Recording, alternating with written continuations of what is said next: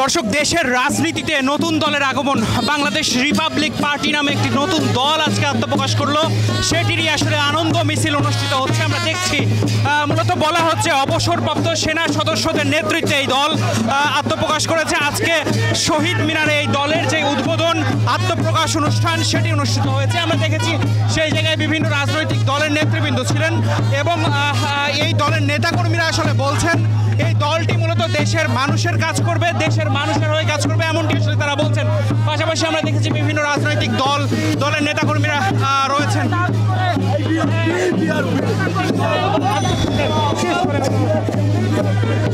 যেটি আসলে দেখছেন বাংলাদেশ রিপাবলিক পার্টি অর্থাৎ বিআরপি নামে মূলত এই দলের আত্মপ্রকাশ অনুষ্ঠান।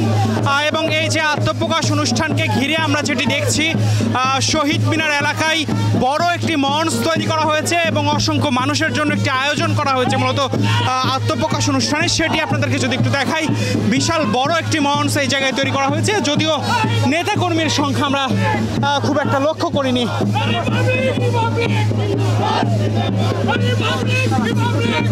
আমরা একটু কথা বলবো মূলত এই দলের যে নেতাকর্মীরা রয়েছেন তাদের সঙ্গে একটু কথা বলতে চাই এবং জানতে চাই তারা আসলে যেই তাদের দলের যেই স্লোগান দিয়েছেন সবার ওপর দেশ, এমন একটি স্লোগান কিন্তু তারা দিয়েছেন এবং আমরা দেখছি ক্ষমতার না জনগণের রাজনীতি করতে এসেছি। আমরা ভোটের দ্বন্দ্বে আসি নাই, আমরা ক্ষমতার লড়াইতে আসি নাই, আমরা কোনো কিছুতে আসি নাই। জনগণ যেটা ভালো মনে করবে, আমাদের কাজ হচ্ছে জনগণের জন্য কাজ করা। আমরা এমন রাজনীতি করব যে অন্য অন্য রাজনৈতিক দলের জন্য রাজনীতিটা কঠিন হয়ে যাবে, এমন রাজনীতি করব এবং বাংলাদেশের মানুষ সারা বাংলাদেশব্যাপী বিএনপির নাম ছড়াই যায়, সবাই যাতে ভালোবাসে। আমরা চাই যে বাংলাদেশ থেকে যদি 10 জন হয় যাতে শ্রদ্ধার ভরে নামটা স্মরণ করে, ঘৃণার ভরে না। আমরা এটা চাই, এই কাজ আমরা বাংলাদেশে করতে চাই।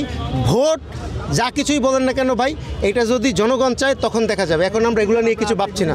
দলের নেতৃত্বে কারা আছে এবং কাদেরকে নিয়ে আসলে দলটা গঠিত হলো? আপনারা দেখছেন যে একটু আগে অলরেডি ঘোষণা করা হয়েছে আমাদের দলের যে আংশিক কেন্দ্রীয় কমিটি। এখানে দলের নেতৃত্বে সকল শ্রেণী পেশার মানুষই আছে।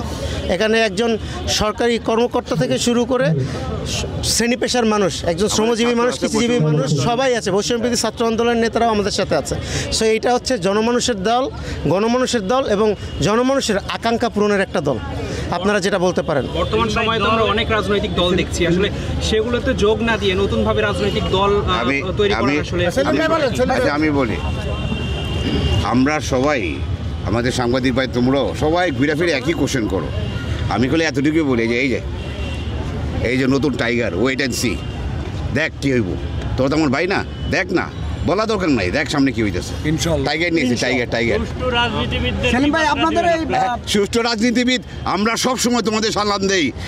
আর দুষ্ট রাজনীতিবিদ চান্দাবাজি, এই যে দেখো, এই যে টাইগারে নিয়েছি রে মাঠে খেলার জন্য, ওয়েট এন্ড সি। ঠিক আছে, আল্লাহ বর্ষা, সবাই আমাদের সাথে থাকবেন ভাই।